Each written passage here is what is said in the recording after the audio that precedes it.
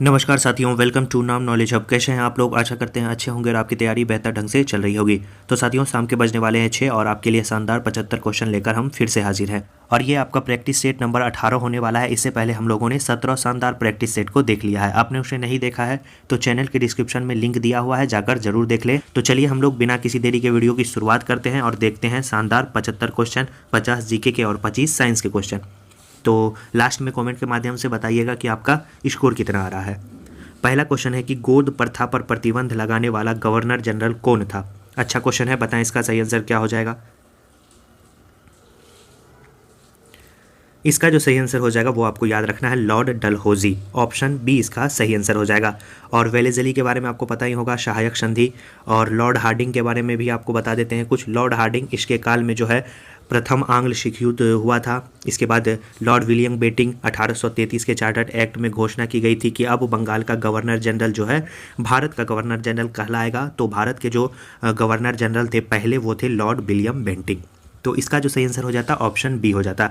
अगला जो क्वेश्चन है हम लोग देखेंगे कि पंजाब के राजा रंजीत सिंह की राजधानी कहाँ थी? तो सही आंसर क्या हो जाएगा? लाहौर। ऑप्शन बी इसका सही आंसर हो जाएगा, लाहौर। पंजाब के राजा रंजीत सिंह की राजधानी थी। रंजीत सिंह सिखों के 12 मिसल में से एक सुकरचकिया मिसल से संबंधित थे, याद रखना है, काफ़ी बार एग्जाम में पूछा जा चुका है।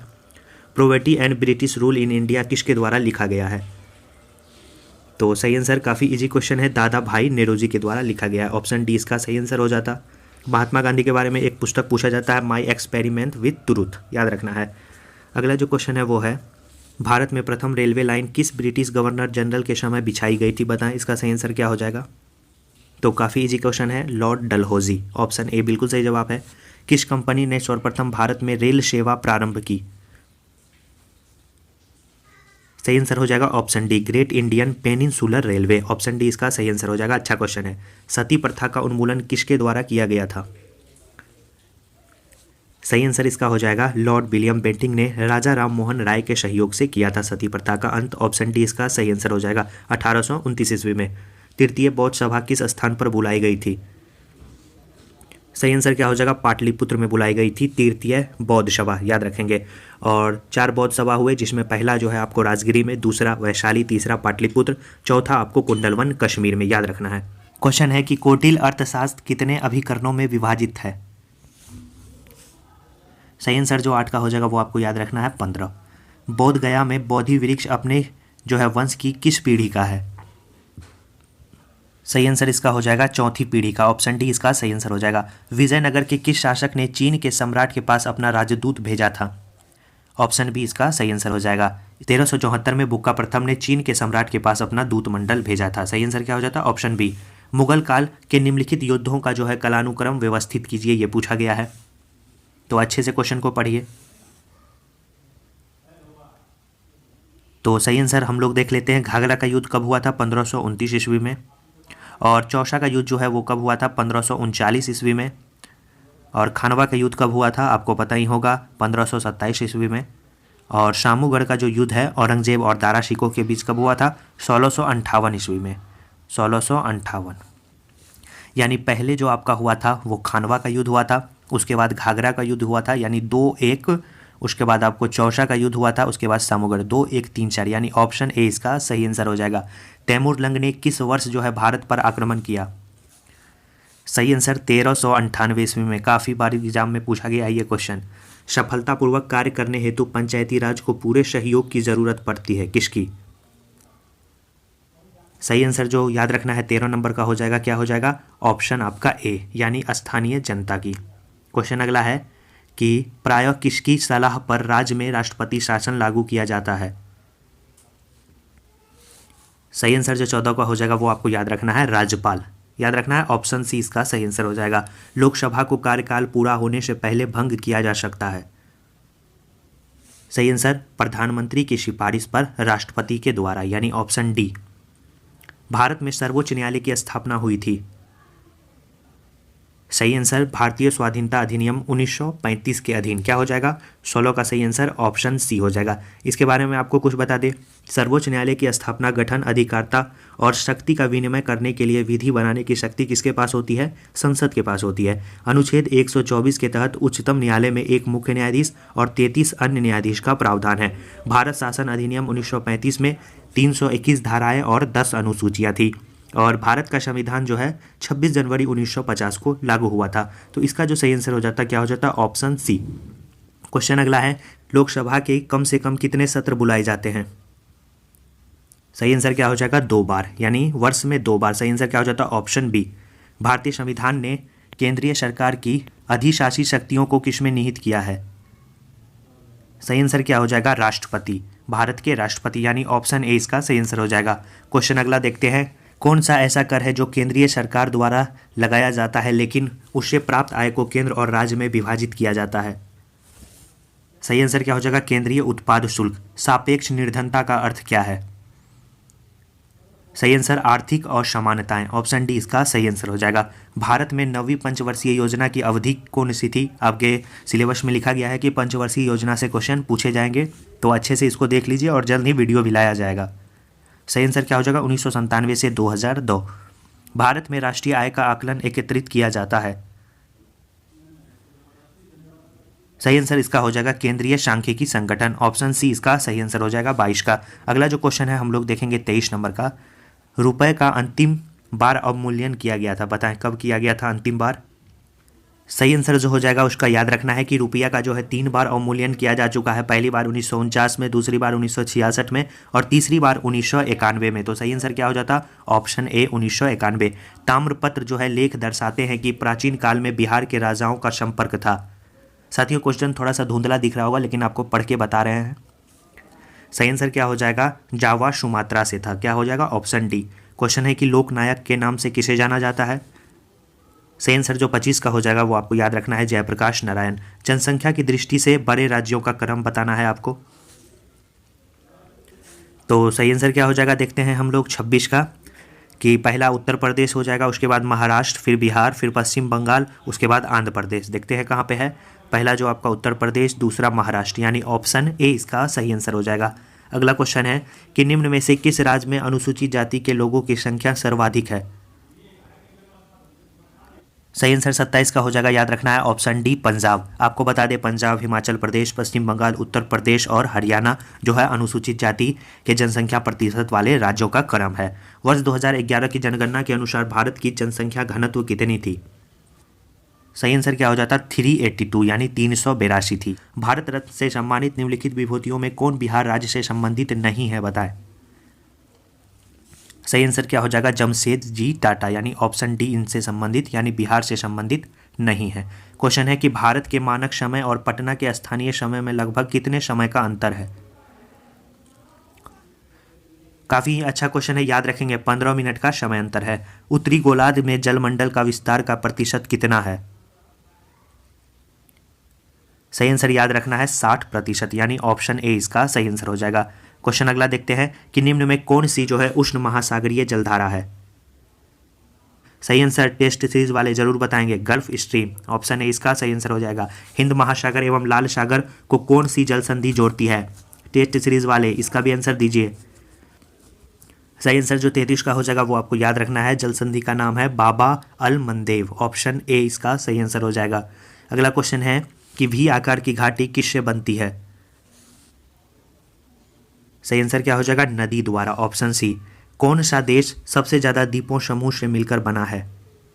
सही आंसर जो 35 का हो जाएगा वो याद रखना है, इंडोनेशिया, ऑप्शन डी। अगला क्वेश्चन है निम्नलिखित में से कौन सी झील हनीमून लेक कहलाती है? सही आंसर टीटीकाका झील। निम्न में से किस महाद्वीप में सबसे अधिक देश हैं?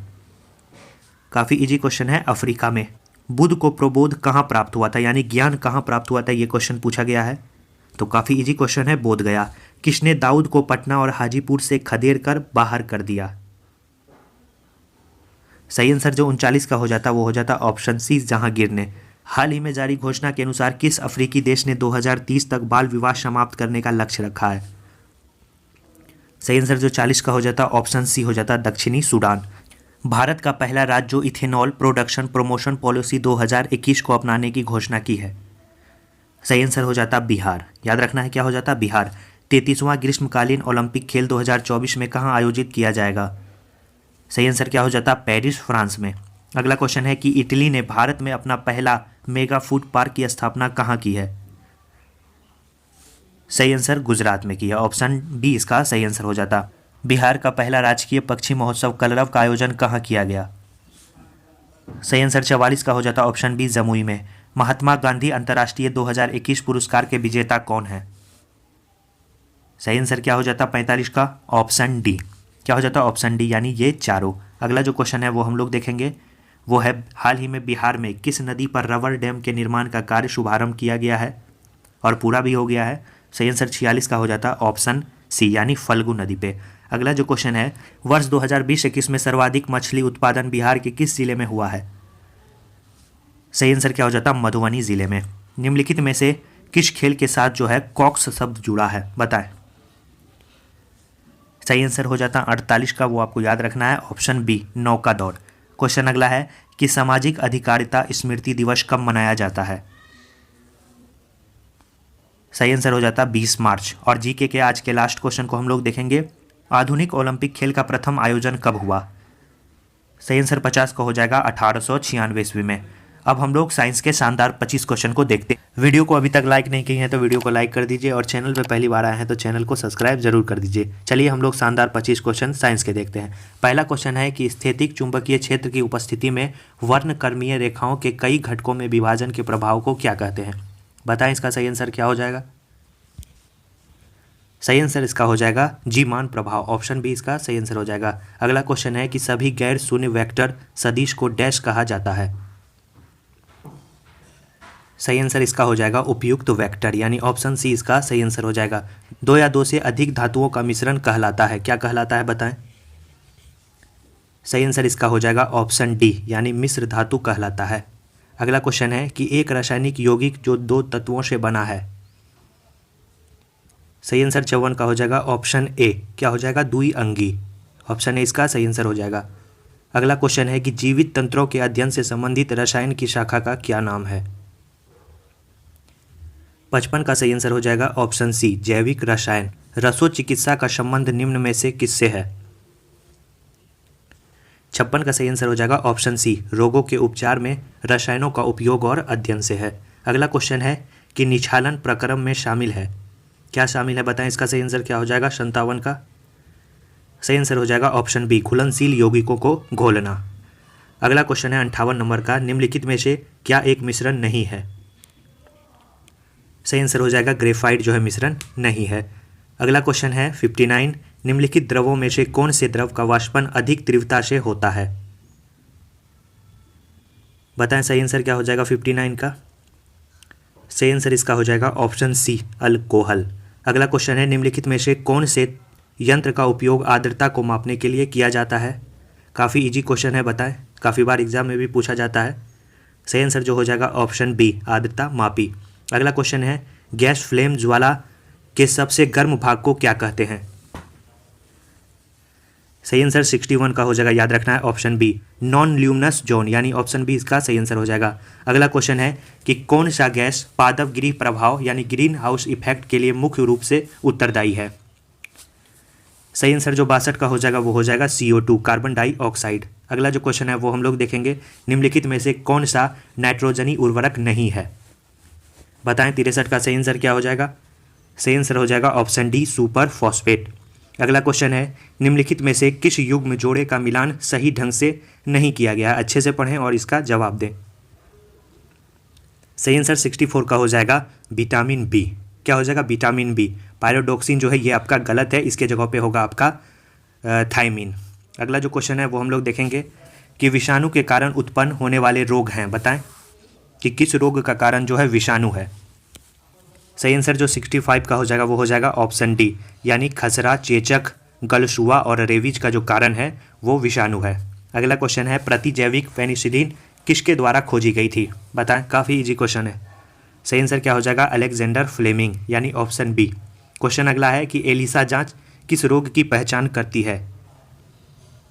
तो सही आंसर क्या हो जाएगा? एड्स। ऑप्शन डी इसका सही आंसर हो जाएगा। अगला जो क्वेश्चन है वो हम लोग देखेंगे, वो है निम्नलिखित में से कौन सा ब्लड ग्रुप सर्वव्यापक ग्राह्यता रखता है?